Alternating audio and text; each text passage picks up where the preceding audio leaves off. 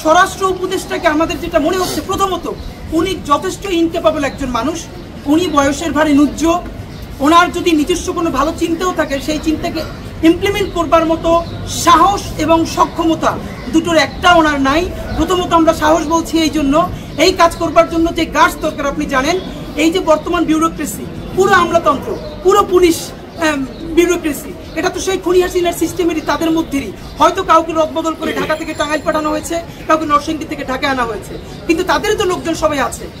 এইরকম একটা গণ অভ্যুত্থান বিপ্লবের পরবর্তী সরকারে যারা থাকবে তাদের ভীষণ সাহস থাকতে হয়, তার অধীনে যে সচিব থাকবে, আমলা থাকবে, তাদেরকে সেই সাহস দেখাতে পারতে হয় যে তোমরা যদি আমার কথা না শোনো, যদি আমার কথা মতো কাজ না করো, তাহলে আমি নিজে শুধু পদত্যাগই করবো না, কে কোথায় কত কোটি টাকা চাঁদাবাজি করেছো, ডিসি রিক্রুট করার জন্য কত কোটি টাকা করে খেয়েছো, এসপি আনার জন্য অথবা প্রদান করার জন্য কত কোটি টাকা খেয়েছো, আমি নাম প্রকাশ করে তারপরে পদত্যাগ করবো।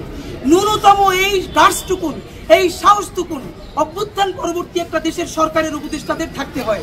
কিন্তু অত্যন্ত লজ্জার ব্যাপার, বর্তমান সরকারের এরকম উপদেষ্টাদের মধ্যে একজন উপদেষ্টাও নাই যার এই সৎ সাহসটা আছে যে যদি তোমরা কাজ না করো তাহলে তোমাদের সমস্ত দুর্নীতি ফাঁস করে দিয়ে তারপরে আমি পদত্যাগ করব।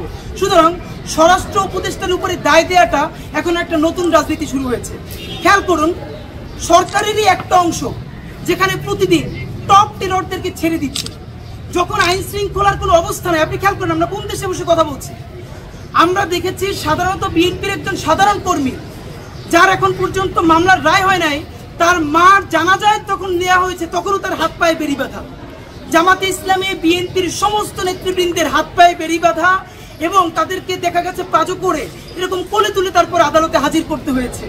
সেই বাংলাদেশে আমরা দেখি খুনি আওয়ামী লীগের মন্ত্রীরা তারা আদালতে হাজিরা দিতে আসে না, মনে হয় যেন তারা পিকনিক করতে আসছে ভাই বন্ধুরা মিলে।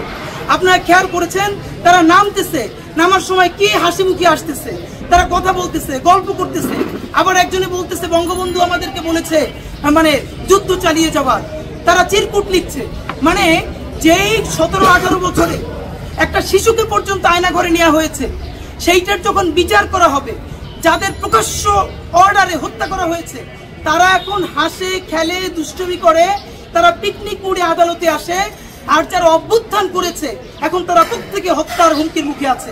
এইটার দায় একক স্বরাষ্ট্র উপদেষ্টার না, এই সরকারের প্রত্যেক উপদেষ্টার প্রতি দায় রয়েছে। আজকে প্রেস ব্রিফিং এর শেষের দিকে আমরা অত্যন্ত ঝুঁকিপূর্ণ কিছু কথা বলবো।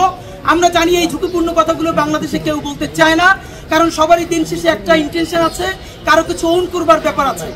বাংলাদেশে এমন একটা ব্যাপার হয়েছে, সেনাবাহিনীর ব্যাপারে কথা বলতে গিয়ে অনেকে জলপাই পলিটিক্স বলতেছে, কচু ক্ষেত বলতেছে। তুমি কচু ক্ষেত বোঝো, তুমি জলপাই পলিটিক্স বোঝো কেন? তুমি সরাসরি সেনাবাহিনীর বিরুদ্ধে কোনো অ্যালিগেশন থাকলে সেনাবাহিনীর নাম ধরে বলতে পারো না? যদি তোমার নাম ধরে বলবারই হিম্মত না থাকে তাহলে তুমি জলপাই জলপাই করো কেন? তুমি কচু ক্ষেত করো কেন? পারলে ঠিক করে বলো। এর মানে প্রত্যেকে ততটুকুন প্রতিবাদ করবে যতটুকুন প্রতিবাদ করলে তার কোনো সমস্যা হবে না।